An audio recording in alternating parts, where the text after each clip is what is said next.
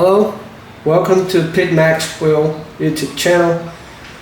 In this video we're going to discuss about the control mode with our controller. Now there are three options in terms of the control mode: on-off control mode, PID control mode, and AI control mode. AI control mode is our very own algorithm which has a very good performance without overshoot, without undershoot. So I'm going to show you how to change the input, how to change the control mode. So press the set key and go to the password and put the password 808 in here.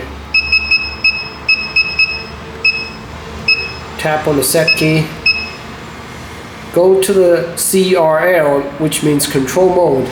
Now the factory default control mode is AI mode, which I highly recommend to you. Highly recommend our customer to use this control mode. And of course, if you want to change to other control modes such as on-off, just press the down or increase or decrease key to change control mode. This is on-off control mode. On and off means on-off. AI control mode and PID.